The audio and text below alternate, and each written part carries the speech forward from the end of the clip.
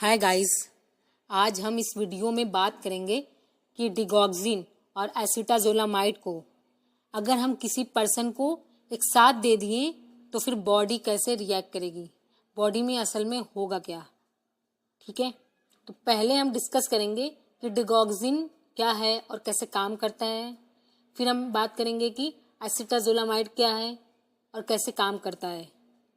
उसके बाद हम डिस्कस करेंगे कि दोनों को अगर साथ में देंगे तो फिर क्या होगा, बॉडी किस तरह रिएक्ट करेगी। देखो, डिगॉक्सिन क्या है ना, ये एक कार्डियक ग्लाइकोसाइड है। इसको ना हार्ट के फेलियर में देते हैं या किसी के एट्रिया का अगर रिदम बिगड़ जाए तो उसमें देते हैं। इसको कहते हैं एट्रियल फाइब्रिलेशन। अब डिस्कस करेंगे इसके मैकेनिज्म।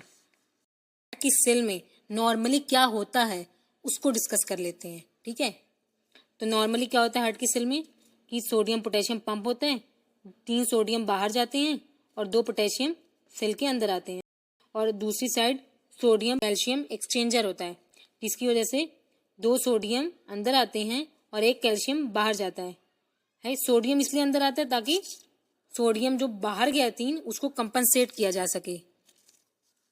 अब डिगॉक्सिन क्या करता है ना कि वो सोडियम पोटेशियम पंप को इनिबिट कर देता है, जिसकी वजह से 3 सोडियम बाहर नहीं जाते और 2 पोटेशियम अंदर नहीं आते। तो सोडियम की कंसंट्रेशन क्या होगी, अंदर बढ़ जाएगी। जब सोडियम की कंसंट्रेशन अंदर बढ़ जाती है ना तो सोडियम और कैल्शियम एक्सचेंजर जो हैं वो काम करना बंद कर देते हैं, क्योंकि अब अंदर सोडियम की ज़रूरत ही नहीं है। 2 सोडियम जो कैल्शियम एक्सचेंजर के थ्रू आ रहे थे वो नहीं आएंगे। ठीक है, अब जब 2 सोडियम अंदर नहीं आ रहे हैं तो कैल्शियम बाहर नहीं जाएगा, तो ये भी काम करना बंद कर देगा। तो कैल्शियम भी हार्ट की सेल में एक्यूमुलेट होना शुरू हो जाएगा।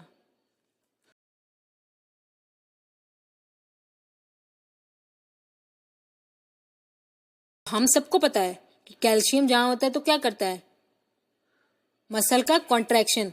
तो यहाँ जब ज़्यादा कैल्शियम स्टोर होगा तो ज़्यादा स्ट्रॉन्ग कॉन्ट्रैक्शन करेगा। हार्ट की कॉन्ट्रैक्शन स्ट्रॉन्ग होने की वजह से हार्ट फेलियर को ट्रीट किया जा सकता है, कार्डियक आउटपुट बढ़ जाएगा क्योंकि ज़्यादा कॉन्ट्रैक्ट कर रहा है ना, इसलिए। और अगर जो रिदम बिगड़ा हुआ है उसको भी ट्रीट किया जा सकता है। अब बात करेंगे एसिटाजोलामाइड की। एसिटाजोलामाइड जो है वो एक कार्बोनिक एनहाइड्रेज इनिबिटर होता है।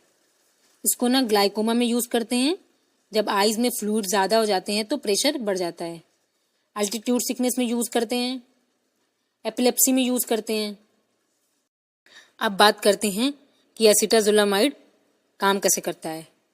एसिटाजोलामाइड ना नेफ्रॉन के पीसीटी पे एक्ट करता है और वहाँ पे क्या करेगा ना, वो सोडियम का रीअब्जॉर्प्शन रोक देता है।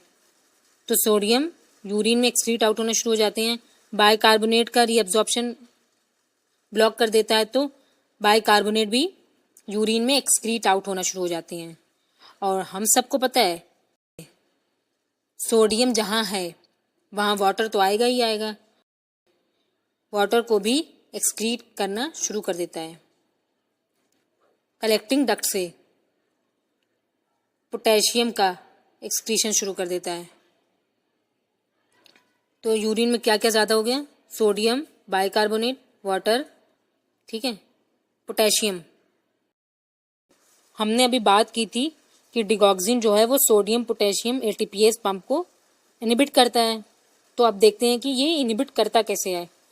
डिगॉक्सिन क्या होता है ना, जो हार्ट की सेल में जो सोडियम पोटेशियम पंप है उसमें जो पोटेशियम की बाइंडिंग साइट है वहाँ पे जाके उसके साथ बाइंड करता है, मतलब पोटेशियम को हटा के खुद बाइंड हो जाएगा। लेकिन क्या होता है ना कि जब तक पोटेशियम ज़्यादा है तब तक डिगॉक्सिन बाइंड नहीं कर सकता। ठीक है, तो वो बॉडी में फ्री फॉर्म में ही रहता है डिगॉक्सिन। अब अगर आपने एसिटाजोलामाइड दे दिया है तो एसिटाजोलामाइड के बारे में अभी हमने पढ़ा कि वो क्या करता है, पोटेशियम का लेवल बॉडी में डिक्रीज कर देता है। तो अब जब पोटेशियम का लेवल बॉडी में डिक्रीज हो जाएगा तो क्या होगा कि डिगॉक्सिन को फ्री हैंड मिल जाएगा।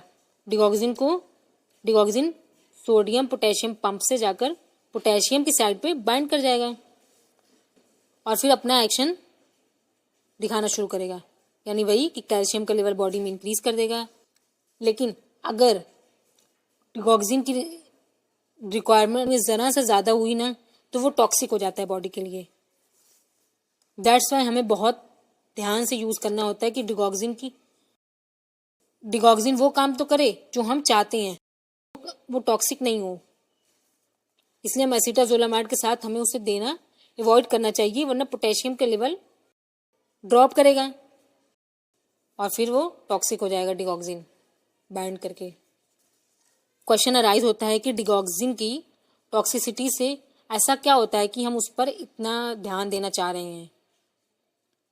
तो जीआईटी में अगर बात करें तो जीआईटी में क्या होगा कि नौशिया हो जाएगा बंदे को, वॉमिटिंग जैसा फील होगा, डायरिया हो जाएगा, लॉस ऑफ एपेटाइट होगा। और अगर न्यूरोलॉजिकल इफेक्ट को देखें तो कन्फ्यूजन ही कन्फ्यूजन होगी बंदे को, डिजीनेस हो जाएगी, चक्कर आएगा, फटीग हो जाएगा, बॉडी ज़्यादा देर तक काम ही नहीं कर पाएगी। विजुअल आइज़ में क्या इफेक्ट होगा, उसका जो विजन है ना उसको धुंधला धुंधला दिखाई देगा, ब्लड विजन हो जाएगा। अगर वो कोई लाइट देख रहा है तो वो बिल्कुल ग्रीन येलो हॉलो जैसा दिखेगा। अगर हार्ट पे बात करें तो उसको डेंजरस अरिथमिया हो जाएगा ना, उसका रिदम बहुत बुरी तरह बिगड़ जाएगा, वेंटिकुलर ट्रैकिकार्डिया हो जाएगा। ठीक है, एट्रियोवेंटिकुलर ब्लॉक्स हो जाएंगे,